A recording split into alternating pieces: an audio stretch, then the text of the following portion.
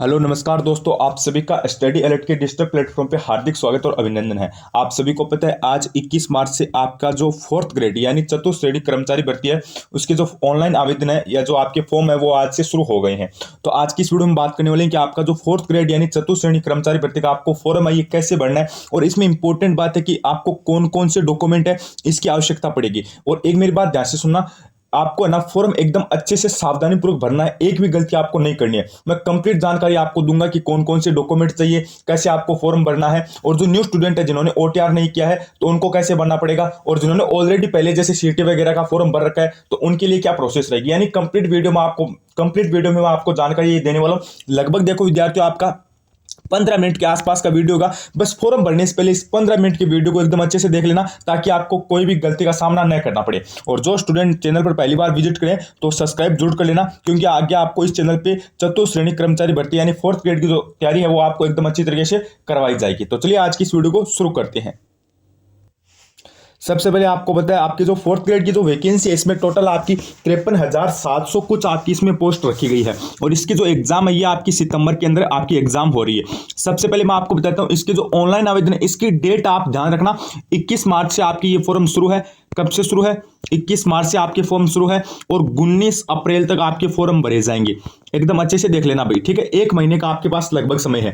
अब मैं सबसे पहले आपको बताऊंगा कि डॉक्यूमेंट कौन कौन से चाहिए, फिर मैं आपको बताऊंगा कि आपको फॉर्म कैसे भरना है। एक एक डॉक्यूमेंट आपको एकदम अच्छे से तैयार करना है और कोई भी गलती डॉक्यूमेंट में नहीं होनी चाहिए। डॉक्यूमेंट तो देखो सबके पास मिल जाएंगे, ऐसा कोई अलग से डॉक्यूमेंट इसमें नहीं चाहिए, कोई क्वालिफिकेशन अलग से नहीं होनी चाहिए, वो कोई दिक्कत नहीं है। लेकिन आपके डॉक्यूमेंट है वो एकदम सही होने चाहिए, उसमें किसी भी तरह की मिस्टेक नहीं होनी चाहिए। तो देखो डॉक्यूमेंट आपको मैं अगर बताऊं तो देखो आपको पता है ये वैकेंसी आपकी 10th लेवल की है, यानी 10वीं पास आपकी भर्ती है। तो आपकी क्या है 10वीं पास होनी चाहिए। अगर आप अपेयरिंग में हो तो आप अपेयरिंग भी कर सकते हो, इसमें कोई दिक्कत नहीं है, लेकिन 10वीं पास आपकी होनी चाहिए। सबसे पहले मैं आपको बता रहा हूं, जैसे एक तो आपका आधार कार्ड है, ठीक है, आधार कार्ड, एक तो आपके पास आधार कार्ड होना चाहिए, आधार कार्ड, और एक तो आपकी 10वीं की मार्कशीट हो गई, और एक आपके जैसे यहाँ पे फोटो भी आपको नवीनतम लगानी है, जैसे 3 माह या फिर 1 महीने, ठीक है। ज्यादा पुरानी मत लगाना भाई, फॉर्म भर रहे हो तो फोटो एक नई खिंचवा लेना, उसमें क्या दिक्कत है, लेकिन फोटो आपको नहीं लगानी है। और उसके बाद आधार कार्ड हो गया, 10वीं की मार्कशीट हो गई। एक बात ध्यान रखना, अगर आपने कॉलेज पास कर रखी है तो आप कॉलेज की भी मार्कशीट लगा सकते हो। अगर आपने 12वीं पास कर रखी है तो 12वीं की मार्कशीट भी लगा सकते हो।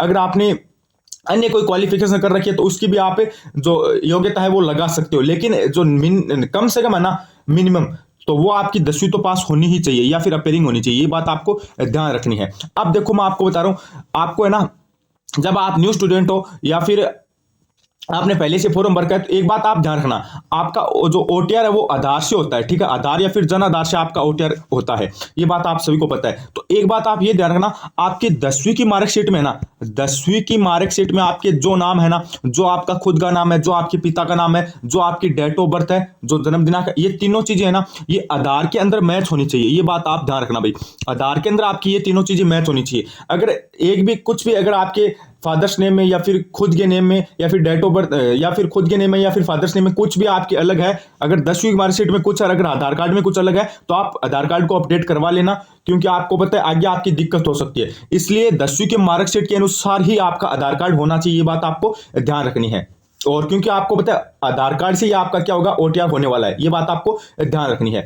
अब इसमें देखो आप ये सोच रहे हो कि सर जी ओटीआर हो गया, अब हमें आप ये बता दीजिए कि इसमें कौन कौन से डॉक्यूमेंट लगेंगे, क्या हम फॉर्म मोबाइल पे भी भर सकते हैं क्या? तो आप मोबाइल पे भी फॉर्म भर सकते हो, इसमें कोई दिक्कत नहीं है। लेकिन आप ये ध्यान रखना, जैसे मैं आपको बताता हूं, अगर आपने ओटीआर पहले से कर रखा है तो भी कोई दिक्कत नहीं है, अगर आप न्यू कर रहे हो तो भी कोई दिक्कत नहीं है। लगभग 15 से 20 मिनट का प्रोसेस है, ठीक है।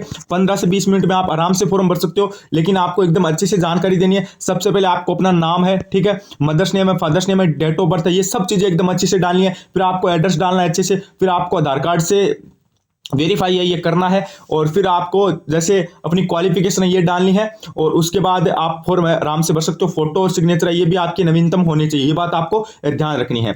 लेकिन मैं आपको सबसे इंपॉर्टेंट बात है ये बता रहा हूं, देखो फॉर्म तो आप कभी भी भर लेना, कोई दिक्कत नहीं, ई मित्र से भरवा लेना, कोई दिक्कत वाली बात नहीं है, वो 100 रुपये लेंगे, उसमें कोई दिक्कत नहीं है। लेकिन फॉर्म एकदम अच्छे से भरना भाई, गलत फॉर्म मत भरना। जैसे मैं आपको बता रहा हूं, अब आपने फॉर्म भर दिया, अब आपके आधार कार्ड में नाम कुछ और है, ठीक है, और 10th की मार्कशीट में कुछ और नाम है, तो ये गलती हो जाएगी भाई। इसलिए अभी भी आपके पास टाइम है, अपना आधार कार्ड वगैरह है ये 10th की मार्क्स के अकॉर्डिंग आप बनवा लेना, ठीक है। ये बात आपको ध्यान रखनी है। और फॉर्म आपकी शुरू हो गई है, ये मैंने आपको बता दिया है।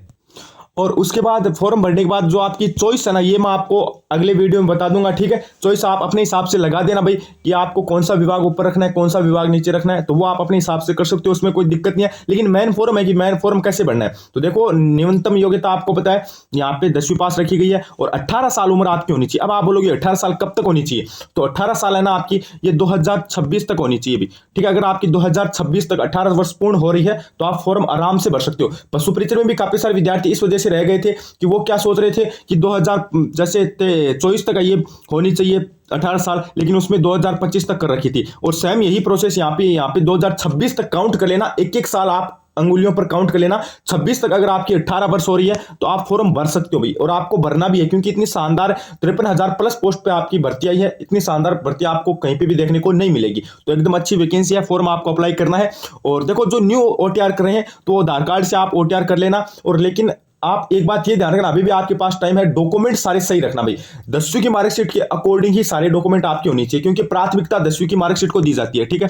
प्राथमिकता किसको दी जाती है, 10वीं की मार्कशीट के अनुसार ही आपको दी जाती है। तो वहां पर सब अगर नाम सही है, आधार कार्ड भी आपका 10वीं की मार्कशीट के अनुसार एकदम सेम है, तो कोई दिक्कत नहीं है, अन्यथा आप अपडेट करवा लेना। और आपको क्या क्या चीजें चाहिए वो मैंने आपको बता दी है। एक तो आपका आधार कार्ड, ठीक है, ये हो गया। अगर आपने ओटीआर पहले से कर रखा है तो कोई दिक्कत वाली बात नहीं है, आपको 5-7 मिनट में फॉर्म ये अप्लाई हो जाएगा, क्योंकि इसमें ज्यादा कोई प्रोसेस नहीं है। और अगर आप फर्स्ट टाइम ओटीआर कर रहे हो तो आपको आधार कार्ड, ठीक है, इसकी आवश्यकता पड़ेगी, और या फिर जन आधार कार्ड की पड़ सकती है। और फोटो आपके पास नवीनतम होनी चाहिए। ओटीआर कर रखा है तो भी अच्छी बात है, और नहीं कर रखा है तो भी कोई दिक्कत नहीं है, दोनों के लिए फोटो की आवश्यकता पड़ेगी। और फोटो आपकी नवीनतम होनी चाहिए भाई। आप ऐसा ही करना, एक माह से पुरानी फोटो मत लगाना, और नवीनतम अगर आपके पास 1 महीने पुरानी फोटो नहीं है तो नहीं खिंचवा लेना, कोई दिक्कत नहीं है। और उसके बाद फोटो हो गई, फिर आपके साइन हो गए, और मैन आपके डॉक्यूमेंट में जैसे 10वीं की मार्कशीट, कम से कम 10वीं की मार्कशीट तो आपके पास होनी चाहिए। अगर आप इस साल 10वीं में हो तो फरिंग लगा देना। और उसके बाद जैसे आपके डॉक्यूमेंट है, अगर आपने 12वीं पास कर रखी है तो 12वीं भी लगा सकते हो। अगर आपने क्वालिफिकेशन कर रखी है तो जैसे क्वालिफिकेशन में अगर आपने ग्रेजुएशन कर रखी है तो ग्रेजुएशन भी लगा देना, और ग्रेजुएशन के पेरिंग में हो तो पेरिंग लगा सकते हो, कोई दिक्कत वाली बात नहीं है। लेकिन कम से कम आपकी यहाँ पे मिनिमम आपकी 10वीं रखी गई है, लेकिन हाईएस्ट आपकी कुछ भी हो सकती है, जैसे ग्रेजुएशन भी हो सकती है, 12th भी हो सकती है, बीएड भी हो सकती है, बीएसटीसी भी हो सकती है, तो वो आप इसमें लगा देना, ये बात आपको ध्यान रखनी है। और इसकी अंतिम दिनांक है ये आपकी कितनी है, 19 अप्रैल है। तो 19 अप्रैल से पहले अगर आपके डॉक्यूमेंट में कुछ भी गलत है तो आप सही करवा के फॉर्म भर लेना। और क्या क्या डॉक्यूमेंट चाहिए, इसमें कोई ज्यादा डॉक्यूमेंट नहीं है, और कैसे फॉर्म भरा जाएगा वो भी मैंने बता दिया। अभी भी आपके कोई भी डाउट है तो मुझे आप कमेंट करके आराम से पूछ लेना। आज की इस वीडियो को हम यहीं पे समाप्त करते हैं। बने रहिए चैनल के साथ, like and subscribe study alert. धन्यवाद, थैंक यू।